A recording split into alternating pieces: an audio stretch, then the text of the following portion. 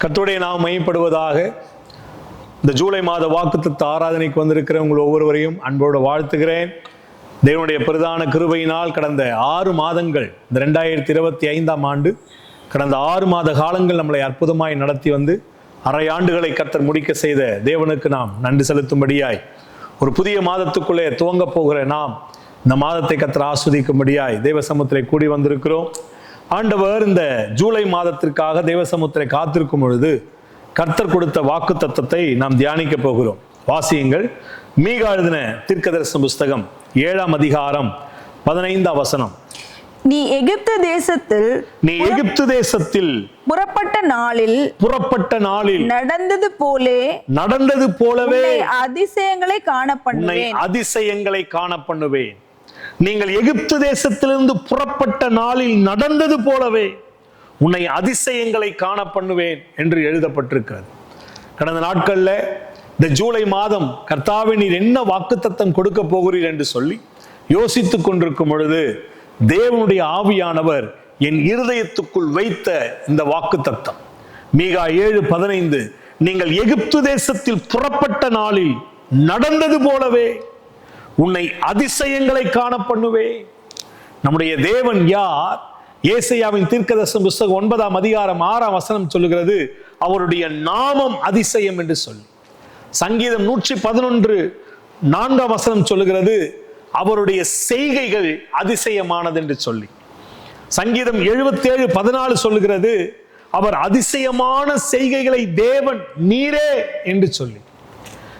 எரேமியாவின் தீர்க்கதரிசன புஸ்தகம் 32ஆம் அதிகாரம் 27ஆம் வசனத்தை வாசிச்சீங்கன்னு சொன்னா, தேவனாலே செய்யக்கூடாத அதிசயமான காரியம் ஒன்று உண்டோ என்று வேதத்தில் நாம் வாசிக்கிறோம். உங்களை பார்த்து நான் ஒருவேளை கேட்பேன்னு சொன்னா, தேவனால செய்ய முடியாத அதிசயமான ஒரு காரியம் ஒன்று உண்டோ அப்படின்னு உங்களை பார்த்து கேட்டா நீங்க என்ன பதில் சொல்லுவீங்க? நிச்சயமாய் அப்படி என்று ஒன்றும் இல்லை. காரணம், என் தேவனால எல்லாவற்றையும் செய்யக்கூடும். எனவேதான் யோபு பக்தன் சொல்லுகிறான், யோபு 9ஆம் அதிகாரம் 10ஆம் வசனத்துல, அவர் ஆராய்ந்து முடியாத பெரிய காரியங்களையும் எண்ணி முடியாத அதிசயங்களையும் செய்கிற தேவன். நம்முடைய தேவன் யார்? எண்ணி முடியாத அதிசயங்கள். நான் விசுவாசிக்கிறேன் இந்த மாதம் உங்களுடைய வாழ்க்கையில கர்த்தர் எண்ணி முடியாத அதிசயங்களை கர்த்தர் செய்ய போகிறார். தேவனாம் மகிமைப்படுவதாக. ஏசாயாவின் தீர்க்கதரிசன புஸ்தகம் 29ஆம் அதிகாரம் 14ஆம் வசனம் சொல்லுகிறது, இந்த ஜனங்களுக்கு முன்பதாக ஒரு அதிசயத்தை நான் செய்வேன். இஸ்ரவேல் ஜனங்களுக்கு முன்பதாக நான் ஒரு அதிசயத்தை செய்வேன். யாத்ராகமத்தின் புஸ்தகம் 34ஆம் அதிகாரம் 10ஆம் வசனத்தை வாசிப்பீங்கன்னு சொன்னா, எந்த ஜாதியிடத்திலும், இஸ்ரவேல் அல்லாத எந்த ஜாதியிடத்திலும் நடக்காத அதிசயங்களை என் ஜனமாகிய இஸ்ரவேல் ஜனத்துக்கு முன்பதாக நான் செய்வேன் என்று கர்த்தர் வாக்கு பண்ணினார். அதே தேவன் இந்த ஜூலை மாதம் இந்த மாலை ஆராதனையில பங்கெடுக்கிற உங்களுடைய வாழ்க்கையில, என் சத்தத்தை கேட்டுக்கொண்டிருக்கிற உங்களுடைய வாழ்க்கையில இந்த மாதம் கர்த்தர் அதிசயங்களை செய்வார். ஒருவேளை மனிதர்களால் கைவிடப்பட்ட ஒரு நிலைமையில் நீங்கள் இருக்கலாம். ஒருவேளை பலவிதமான சோர்வான நிலையில் இருக்கலாம். என் வாழ்க்கையில இனி என்ன நடக்கும், என்ன சம்பவிக்கும் என்று சொல்லி பலவிதமான கேள்வியோடு கூட நீங்கள் இருக்கலாம். உங்களை பார்த்து ஆவியானவர் இந்த மாதம் வாக்கு பண்ணுகிறார், நீ அதிசயங்களை காண்பாய். உன் கண்கள் அதிசயத்தை பார்க்கும். கர்த்தருடைய நாமத்தினாலே என் சத்தத்தை கேட்டுக் கொண்டிருக்கிற கர்த்தருடைய பிள்ளையே, உன்னுடைய வாழ்க்கையில, உன் தனிப்பட்ட வாழ்க்கையில, உன் குடும்பத்துல, உன்னுடைய பொருளாதாரத்துல, உன் பிள்ளைகளுடைய வாழ்க்கையில, உன்னுடைய தொழில இந்த மாதம் நீ அதிசயத்தை காண்பாய். கர்த்தருடைய நாமத்தினாலே நான் உங்களை வாழ்த்துகிறேன். இந்த மாதம் அதிசயம் நடக்கும். வேதத்திலே நாம் வாசித்த வசனம், நீங்கள் எகிப்து தேசத்திலே புறப்பட்ட நாளிலே நடந்ததை போலவே. நான் இந்த வசனத்தை யோசித்துக் கொண்டே இருந்தேன். ஆவியானவர் என்னோடு கூட பேசினார். எகிப்து தேசத்திலே நடந்த, எகிப்து தேசத்திலே இஸ்ரவேல் ஜனங்கள் புறப்பட்ட நாளிலே நடந்தது போலவே. அப்ப எகிப்து தேசத்திலே இஸ்ரவேல் ஜனங்கள் புறப்பட்ட நாளில் என்ன நடந்தது? ஒரு 3 காரியத்தை மிக வேகமாய் உங்களுக்கு சொல்லுகிறேன். யாத்ராகமத்தின் புஸ்தகம் 3ஆம் அதிகாரம் 16ஆம் வசனத்தை நீங்க வாசிப்பீங்கன்னு சொன்னா, யாத்ராகமம் 3:16 வாசிங்க. நீ போய் இஸ்ரவேலின் மூப்பரை கூட்டி அவர்களிடத்தில் ஆபிரகாம், ஈசாக்கு, யாக்கோபு என்பவர்களுடைய தேவனாய் இருக்கிற உங்கள் பிதாக்களுடைய தேவனாகிய கர்த்தர் எனக்கு தரிசனமாகி உங்களை நிச்சயமாய் சந்தித்து எகிப்தில் உங்களுக்கு செய்யப்பட்டதை கண்டேன் என்றும் நான் உங்களை எகிப்தின் சிறுமையிலிருந்து நீக்கி பாலும் தேனும் ஓடுகிற தேசமாகிய கானானியர் ஏத்தியர் எமோரியர் பெரிசியர் ஏவியர் எபூசியருடைய தேசத்துக்கு கொண்டு போவேன் உங்களை கொண்டு போவேன் என்றும் சொன்னேன் என்று சொல்லுங்கள். நான் உங்களை இந்த எகிப்தினுடைய சிறுமையிலிருந்து, சிறையிருப்பிலிருந்து, நெருக்கத்திலிருந்து, நிந்தையிலிருந்து உங்களை விடுவித்து பாலும் தேனும் ஓடுகிற கானானியர், எமோரியர், கிர்காசியர், ஏவியர், பெலிஸ்தியர்கள் வாழக்கூடிய அந்த தேசத்திற்கு கொண்டு போய் உங்களை சேர்ப்பேன் என்று நான் உங்களுக்கு சொன்னேன் என்று போய் என் ஜனத்திற்கு சொல்லுங்கள் என்று சொல்லி அனுப்பினார். மோசே கிட்ட ஆண்டு சொல்றாரு, நான் என் ஜனங்களுக்கு வாக்கு பண்றேன். நீங்க வேதத்துல வாசிப்பீங்கன்னு சொன்னா யாத்ராமத்தின் புஸ்தகம் 12ஆம் அதிகாரம் 50ஆம் வசனம் சொல்லுகிறது, இப்படி இஸ்ரவேல் புத்திரர் எல்லாரும் செய்தார்கள், கர்த்தர் மோசேயும் ஆரோனையும் கட்டளையிட்டபடியே செய்தார்கள். 51ஆம் வசனம், அன்றைய தினம் கர்த்தர் இஸ்ரவேல் புத்திரர்களை அணி அணியாய் எகிப்து தேசத்திலிருந்து புறப்பட பண்ணினார். கர்த்தர் சொன்னபடியே இஸ்ரவேல் ஜனங்களை எகிப்து தேசத்திலிருந்து அவர் வெளியே கொண்டு வந்தார். கவனிங்க எனக்கு அன்பான கர்த்தருடைய பிள்ளைகளே, என்ன அதிசயம் நடந்தது. எகிப்து தேசம் இருக்கக்கூடிய பேரரசுகளிலே மிகப்பெரிய பேரரசு. பார்வோன் மிகுந்த கடுமையான மனிதன். அவனிடத்திலிருந்து அடிமைப்பட்டிருக்கக்கூடிய இந்த இஸ்ரவேல் ஜனங்களை ஒரு நாளும் எந்த மனிதனாலும் விடுவிக்க முடியாது. ஏன்னா அவனே தன்னோட ஜனங்களை அனுப்புறதுக்கு மனசே இல்லை. பாருங்க, எத்தனையோ போராட்டங்கள் வந்த போதும் இஸ்ரவேல் ஜனங்களை அனுப்பல. அவ்வளவு கடின இருதயம் உள்ளவன். எகிப்தினுடைய பேரரசை ஜெயித்து இந்த அடிமைத்தனத்தில் இருக்கக்கூடிய இஸ்ரவேல் ஜனங்களை ஒருவராலும் மீட்டுக் கொள்ள முடியாது. அப்படியானால் நடக்க முடியாத ஒரு செயல், சாத்தியமில்லாத ஒரு செயல், எந்த மனுஷனாலும் கூடாத ஒரு செயல். அப்படிப்பட்ட ஒரு காரியத்தை ஆண்டவர் அங்கே இஸ்ரவேல் ஜனத்துக்கு வாக்கு பண்ணுகிறார். நான் உங்களுக்கு சொல்லுகிறேன், இந்த அடிமைத்தன வீடாகிய எகிப்து தேசத்திலிருந்து உங்களை நான் புறப்பட பண்ணி பாலும் தேனும் ஓடுகிற தேசத்துக்கு நான் உங்களை கொண்டு போவேன் என்று சொல்லி நான் உங்களுக்கு சொல்லுகிறேன். கர்த்தர் முடியாதது, நடக்காத காரியத்தை அவருடைய வாக்கின்படியே அவர் செய்து முடித்தார். எது அதிசயம்? கர்த்தர் சொன்னதை, நடக்க முடியாதது, சாத்தியமில்லாதது, அப்படிப்பட்ட செயலை அவர் செய்வேன் என்று சொன்னார். அந்த வார்த்தையை கர்த்தர் நிறைவேற்றி முடித்தார். அதுதான் அதிசயம். தேவ பிள்ளையே, இந்த சத்தத்தை கேட்டுக்கொண்டிருக்கிற, இதை நீங்கள் பார்த்து கொண்டிருக்கிற உங்களை பார்த்து நான் சொல்லுகிறேன், எது உங்க வாழ்க்கையில் முடியவில்லையோ, எது உங்க வாழ்க்கையில் நடக்கவில்லையோ, எது மனிதர்களால் நீங்கள் கைவிடப்பட்ட நிலைமையில் இருக்கிறீர்களோ, எந்த சூழ்நிலையில் இருக்கிறீர்களோ, என் தேவன் உங்களுடைய வாழ்க்கையில அவருடைய வாக்குத்தத்தத்தை நிறைவேற்றுவதற்கு அவர் உண்மையுள்ளவராய் இருக்கிறார். நீங்கள் என்னாகமத்தின் புஸ்தகம் 11ஆம் அதிகாரத்தில் நீங்க வாசிப்பீங்கன்னு சொன்னா, இஸ்ரவேல் ஜனங்கள் வனாந்திரத்தில் இருக்கும் பொழுது அவர்கள் மாமிசம் சாப்பிட வேண்டும் என்று கேட்கிறார்கள். உடனே மோசே ஆண்டவரிடத்துல போய் கேட்கிறார், ஆண்டவரே, ஜனங்கள் எல்லாரும் மாமிசம் சாப்பிட வேண்டும், இறைச்சி சாப்பிடணும்னு கேட்கிறாங்க. ஆண்டவர் சொன்னாரு, ஒரு நாள் இல்ல, 2 நாள் இல்ல, 1 மாசம் அவர்களுக்கு நான் மாமிசம் கொடுப்பேன், இறைச்சி கொடுப்பேன். உடனே மோசே சொல்றார், ஆண்டவரே, என்னோடு கூட இருக்கக்கூடிய 20 வயதுக்கு மேற்பட்ட யுத்த புருஷர்கள் 6 லட்சம் புருஷர்கள் இருக்கிறார்களே, குடும்பத்தோடு கூட சேர்த்தா கிட்டத்தட்ட 30 லட்சத்துக்கு மேற்பட்ட ஜனங்கள் உண்டு. இத்தனை திரளான ஜனங்களுக்கு ஆண்டவரே, கடலில் இருக்கக்கூடிய மச்சங்களை கொண்டு வந்தாலும் பத்தாது. என்னோடு கூட இருக்கக்கூடிய ஆடு மாடுகளை, என்னுடைய ஆடு மாடுகளை அடித்தாலும் பத்தாது. நான் என்ன செய்வேன் என்று சொல்லி கதறினான். ஆண்டவர் சொன்னார், கர்த்தருடைய வாக்கின்படி நடக்குமோ நடக்காதோ, கர்த்தருடைய கை குறுகி போயிடுச்சோ என்று நீ யோசிக்கிறாயா மோசே? என்னுடைய வார்த்தையின்படியே நான் செய்வேன் என்று சொல்லி ஆண்டவர் அந்த வார்த்தையை அங்கே நிறைவேற்றினதை பார்க்கிறோம். தேவ பிள்ளையே, உங்களுடைய வாழ்க்கையிலும் கூட எது சாத்தியம் இல்லையோ, எது முடியாதோ, கர்த்தர் உங்களுக்கு வாக்கு பண்ணுகிறார். உங்கள் வாழ்க்கையில் அதிசயங்களை நீங்கள் பார்ப்பீர்கள், உங்க வாழ்க்கையில் அதிசயங்களை நீங்கள் காண்பீர்கள், உங்கள் தொழிலிலே நடக்க முடியாதவைகளை கர்த்தர் செய்து காட்டுவார். உங்கள் பிள்ளைகளுடைய வாழ்க்கையில சில முடியாத காரியங்களை கர்த்தர் நிகழ்த்தி காட்டுவார். உங்களுடைய ஊழியத்தின் பாதையில ஒடுக்கப்பட்டிருக்கிற நிலைமையை கர்த்தர் மாற்றி உங்கள் கண்கள் அதிசயங்களை காணும்படி கர்த்தர் செய்வார். என் தேவன் அதிசயங்களை செய்கிற தேவன். இரண்டாவதாக, எகிப்து தேசத்தில் புறப்பட்ட நாளில் நடந்த சம்பவம் என்ன? நீங்க யாத்ராகமத்தின் புஸ்தகம் 13ஆம் அதிகாரம் 17ஆம் வசனத்தையும் 18ஆம் வசனத்தையும் நீங்க வாசிப்பீங்கன்னு சொன்னா, பார்வோன் ஜனங்களை போகவிட்ட பின் ஜனங்கள் யுத்தத்தை கண்டால் மனமடிந்து எகிப்துக்கு திரும்புவார்கள் என்று சொல்லி பெலிஸ்தியரின் தேச வழியாய் போவது சமீபமானாலும் தேவன் அவர்களை அந்த வழியாய் நடத்தாமல் சிவந்த சமுத்திரத்தின் வனாந்திர வழியாய் ஜனங்களை சுற்றி போக பண்ணினார். இஸ்ரவேல் புத்திரர் எகிப்து தேசத்திலிருந்து அணி அணியாய் புறப்பட்டு போனார்கள். 21ஆம் வசனம், அவர்கள் இரவும் பகலும் வழிநடக்கும்படிக்கு கர்த்தர் பகலில் அவர்களை வழிநடத்த மேகஸ்தம்பத்திலும் இரவில் அவர்களுக்கு வெளிச்சம் காட்ட அக்கினி ஸ்தம்பத்திலும் அவர்களுக்கு முன் சென்றார். 17ஆம் வசனத்தினுடைய கடைசி வரி, தேவன் அவர்களை அந்த வழியாய் நடத்தாமல் வேறு வழியாய் கர்த்தர் நடத்தினார். தேவ பிள்ளைகளே, எகிப்து தேசத்தில் புறப்பட்ட நாளிலே நடந்த அதிசயம் என்ன தெரியுங்களா? ஜனங்கள் யுத்தத்தை கண்டால் மனமடிந்து போவார்கள் என்று சொல்லி அவர்களை ஆண்டவர் யுத்தமில்லாத பாதையிலே கர்த்தர் வழி நடத்தினார்.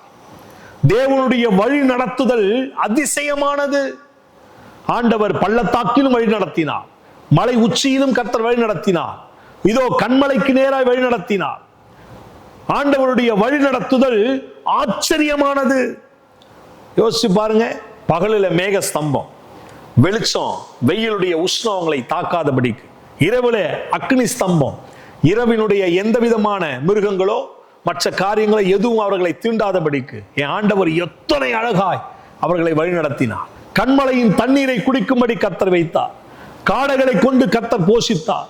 ஒவ்வொரு நாளும் வனாந்திரத்திலே மன்னாவை அவர்கள் சாப்பிட்டார்கள். தேவனுடைய வழிநடத்துதல் குறைவில்லாதது. தேவனுடைய வழிநடத்துதல் சம்பூர்ணமானது. தேவனுடைய வழிநடத்துதல் ஆச்சரியமானது. எந்த பாதையாய் செல்ல வேண்டும் என்று சொல்லி, ஒருவேளை உங்கள் வாழ்க்கை பயணத்தில் இனி நாம் அடுத்தது என்ன செய்ய வேண்டும் என்று சொல்லி அங்கலாய்த்துக் கொண்டிருக்கலாம், யோசித்துக் கொண்டிருக்கலாம், பயந்து கொண்டிருக்கலாம், எதிர்காலத்தை குறித்து சில கலக்கத்தோடு இருந்து கொண்டிருக்கலாம்.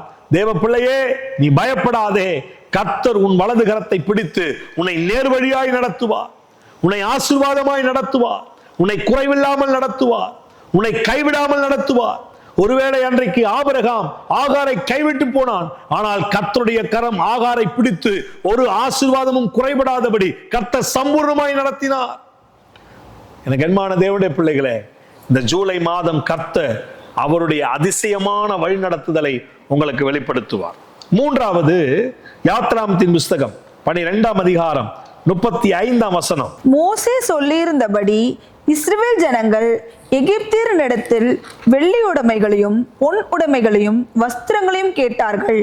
கர்த்தர் ஜனங்களுக்கு எகிப்தியரின் கண்களில் தயவு கிடைக்கும்படி செய்ததினால் கேட்டதை அவர்களுக்கு கொடுத்தார்கள். இவ்விதமாய் அவர்கள் எகிப்தியரை கொள்ளையிட்டார்கள். இவ்விதமாய் இஸ்ரவேல் ஜனங்கள் எகிப்தியரை கொள்ளையிட்டார்கள்.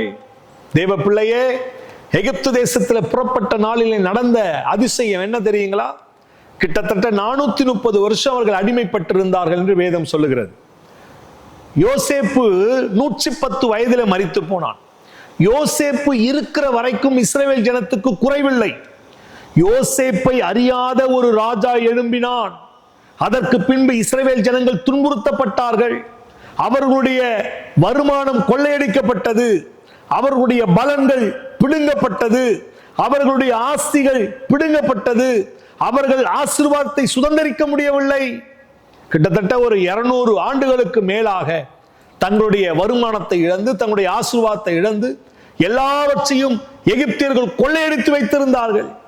தேவ பிள்ளையே, ஒரு இரவு, ஒரே இரவு அன்றைக்கு நீங்க பாப்பீங்கன்னு சொன்னா, எகிப்து தேசத்திலிருந்து புறப்பட்ட அந்த நாளில அவர்கள் இஸ்ரவேல் ஜனங்கள் எகிப்தியர்களை கொள்ளையடித்தார்கள். சூழ்நிலை உங்களுக்கு தெரியும். எகிப்தின் வீடுகளில், எல்லா வீடுகளிலும், அவங்க வீடுகளில் தலைச்சன் பிள்ளைகள் மரித்து போனார்கள். தலையிற்று முதற்கொண்ட மிருகங்கள் மரித்து போனது. அப்படிப்பட்ட சூழ்நிலையில இஸ்ரவேல் ஜனங்கள் போய் கேட்கிறாங்க, எங்களுக்கு வெள்ளியை கொடுங்க, பொண்ணு கொடுங்க. யோசிச்சு பாருங்க, முடியக்கூடிய காரியமா? இவர்களால தான் அவங்க வீட்டில் ஒரு பெரிய மரணம் ஏற்பட்டிருக்குது. அப்போ இவங்களை என்ன பண்ணியிருக்கணும்? ஆனால் வசனம் சொல்லுது, கர்த்தர் அவர்களுக்கு தயை கட்டளையிட்டார். அதனால இவங்க கேட்ட வெள்ளியும் பொண்ணும் கிடைச்சது. எனக்கு அன்பான தேவ பிள்ளையே, ஒருவேளை உன்னுடைய வருமானம் சுரண்டப்பட்டிருக்கலாம். உனக்கு கிடைக்க வேண்டிய நன்மைகள் யாரோ ஒருவனால் சூறையாடப்பட்டிருக்கலாம். ஒருவேளை நியாயமாய் கிடைக்க வேண்டிய சில நன்மைகள் உனக்கு கிடைக்காமல் இருந்திருக்கலாம். என் ஆண்டவர் இந்த மாதம் உனக்கு ஒரு அதிசயத்தை பண்ண போகிறார். தேவனுடைய வறட்சியை மாற்றுவார். பொருளாதாரத்தில் இருக்கக்கூடிய வறட்சி உன்னை விட்டு மாறும்படி கர்த்தர் செய்வார். நீங்க 2 ராஜாக்களின் புஸ்தகம் 6ஆம் அதிகாரம் 7ஆம் அதிகாரத்தில் நீங்க வாசிப்பீங்கன்னு சொன்னா, சமாரியாவிலே ஒரு பெரிய பஞ்சம் உண்டானது. அந்த பஞ்சத்தினால் பிள்ளைகளை சமைத்து சாப்பிட்டார்கள் என்று வேதத்தில் வாசிக்கிறோம். பிள்ளைகளை சமைத்து சாப்பிட்டார்கள்.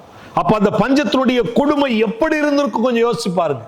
அப்படிப்பட்ட பஞ்சத்தில் இருக்கக்கூடிய நாட்களில எலிசா எழும்பி சொல்லுகிறார், நாளை இந்நேரத்தில் 1 படி வார்கோதுமை மா 1 சேக்கலுக்கும் 2 படி வார்கோதுமை 1 சேக்கலுக்கும் விற்கப்படும். இது கர்த்தருடைய வார்த்தை நான் சொல்லுகிறேன். ஒரே நாளில பிள்ளைகளை சமைத்து சாப்பிடக்கூடிய அளவுக்கு இருந்த பஞ்சம் மாறினதை நாம் பார்க்கிறோம். எனக்கு அன்பான தேவ பிள்ளையே, இந்த சத்தத்தை கேட்டுக்கொண்டிருக்கிற, இந்த செய்தியை பார்த்து கொண்டிருக்கிற உங்களுடைய வாழ்க்கையில நீங்கள் எந்த நிலைமையில் இருந்தாலும் உன் வறட்சியை கர்த்தர் மாற்றுவார். உன் தொழிலின் வறட்சியை கர்த்தர் மாற்றுவார். உன் பொருளாதார வறட்சியை கர்த்தர் மாற்றுவார். ஈசாக்குடைய நாட்களில் ஒரு வறட்சி உண்டானது, பஞ்சம் உண்டானது. ஆனால் ஈசாக்கை கர்த்தர் ஆசீர்வதித்தார். ஆபிரகாம் நாட்களில் ஒரு பஞ்சம் உண்டானது. ஆனால் ஆபிரகாமை கர்த்தர் ஆசீர்வதித்தார். யாக்கோபுடைய நாட்களில் ஒரு பெரிய பஞ்சம் உண்டானது. ஆனால் யாக்கோபுடைய குடும்பம் போஷிக்கப்பட்டது. சமாரியாவில் ஒரு பெரிய பஞ்சம் உண்டானது. சாரியபாத்து ஊரில் ஒரு பெரிய பஞ்சம் உண்டானது. ஆனால் சாரியபாத்து ஊருக்குள் இருந்த அந்த விதவையை கர்த்தர் போஷித்தார். தேவ பிள்ளையே, தேசத்தில் பஞ்சங்கள் வரலாம், வறட்சிகள் வரலாம். ஆனால் கர்த்தருடைய பிள்ளைகளை கர்த்தர் அற்புதமாய், ஆச்சரியமாய் வறட்சிகளை நீக்கி தம்முடைய பிள்ளைகளை ஆஸ்வதிக்கிறார். தேவனுடைய அதிசயம் அது. எனக்கு அன்பான கர்த்தருடைய பிள்ளைகளே, கர்த்தர் வாக்கு பண்ணினார். நீங்கள் எகிப்து தேசத்திலே புறப்பட்ட நாளிலே நடந்தது போலவே என்ன அதிசயம் நடக்கும் இந்த மாசம்? தேவன் சொன்ன வார்த்தையை அவர் நிறைவேற்றுவார் அதிசயமாக. கர்த்தர் உன்னை வழி நடத்துவார் அதிசயமாய். உன் வறட்சியை கர்த்தர் மாற்றுவார் அதிசயமாய். அதிசயமாய் உன் வறட்சி உன்னை விட்டு நீங்கும். அதிசயமாய் கர்த்தருடைய வழிநடத்துதலை நீ காண்பாய். அதிசயமாய் கர்த்தருடைய வார்த்தையை உங்களுடைய வாழ்க்கையில நிறைவேற்றுவார். இந்த வார்த்தை உங்களுக்கு பலிக்க உங்களுக்காய் நான் ஜெபிக்கிறேன். இரக்கத்தில் ஐஸ்வர்யம் உலகில் நல்ல தகப்பனே, இந்த ஜூலை மாத வாக்கு தத்தத்துக்காக உடைய சமூகத்திலே காத்திருக்கும் பொழுது நீ சொன்ன வார்த்தை மீகா 7ஆம் அதிகாரம் 15ஆம் வசனம், நீங்கள் எகிப்து தேசத்திலே புறப்பட்ட நாளிலே நடந்தது போலவே உன்னை அதிசயங்களை காண பண்ணுவேன். உன்னை அதிசயங்களை காண பண்ணுவேன். ஆண்டவரே, இந்த செய்தியை பார்த்து கொண்டிருக்கிற, ஆண்டவரே கேட்டுக்கொண்டிருக்கிற உம்முடைய பிள்ளைகளுடைய வாழ்க்கையில இந்த மாதம் அதிசயம் நடப்பதாக. எது முடியாதோ, எது சாத்தியமற்றதோ, ஆண்டவரே என் கர்த்தர் உம்முடைய வார்த்தையை நீ நிறைவேற்றுவீராக. எதிர்காலத்தை குறித்து பலவிதமான கலக்கத்தோடு இருக்கிற பிள்ளைகளை நீர் கரம் பிடித்து அதிசயமாய் வழி நடத்துவீராக. விசேஷமாய் பலவிதமான ஆண்டவரை நெருக்கத்தின் மத்தியிலே வறட்சியோடு கூட எப்பொழுது என் தேவைகள் சந்திக்கப்படும், இதே நிலைமையில் தான் நான் வாழ்ந்து கொண்டிருப்பேனோ, இதை விட்டு கர்த்தர் என்னை மீட்டுக் கொள்ள மாட்டாரா என்று சொல்லி கேள்வியோடு பார்த்து கொண்டிருக்கிற கர்த்தருடைய பிள்ளைகளுடைய வாழ்க்கையில் இருக்கக்கூடிய வறட்சியை கர்த்தர் மாற்றி அதிசயத்தை கர்த்தர் நீ செய்தும் நாமத்தை மகிமைப்படுத்தும். உன்னை அதிசயங்களை காண பண்ணுவேன் என்று சொன்னீரே, என் தேவனுடைய அதிசயம் உடைய பிள்ளைகளுக்கு விளங்குவதாக. ஆசீர்வதிங்கப்பா. பலவீன படுக்கையோடு இந்த செய்தியை கேட்டுக்கொண்டிருக்கும் பிள்ளைகளுடைய வாழ்க்கையில அதிசயமான ஒரு சுகம் நடப்பதாக. கடன் பிரச்சனையில பாதிக்கப்பட்டிருக்கிற பிள்ளைகளுடைய வாழ்க்கையில அதிசயமாய் கடனை அடைக்க கர்த்தர் வழி திறப்பீராக. ஆண்டவரே, எதிர்காலத்தை குறித்து பலவிதமான கேள்வியோடு கூட இருக்கிற பிள்ளைகளுடைய வாழ்க்கையில ஒரு அதிசயமான காரியத்தை கர்த்தர் செய்வீராக. ஆண்டவரே, ஒரு நன்மை வேண்டும் என்று கேட்டுக்கொண்டிருக்கிற பிள்ளைகளுடைய வாழ்க்கையில அதிசயமான ஒரு நன்மையை கர்த்தர் உண்டு பண்ணுவீராக. கர்த்தருடைய நாமத்தினாலே இந்த 2025ஆம் ஆண்டு ஜூலை மாதம் உன்னை நான் அதிசயங்களை காணப்படுகின்ற வாக்கு தத்தத்தை ஆண்டவரே பூரணமாய் நிறைவேற்றுங்கப்பா. ஆசீர்வதியும், நன்மையும் கிருபையும் தொடரட்டும். இயேசு கிறிஸ்துவின் நாமத்தில் ஜெபிக்கிறேன் நல்ல பிதாவே. ஆமென், ஆமென்.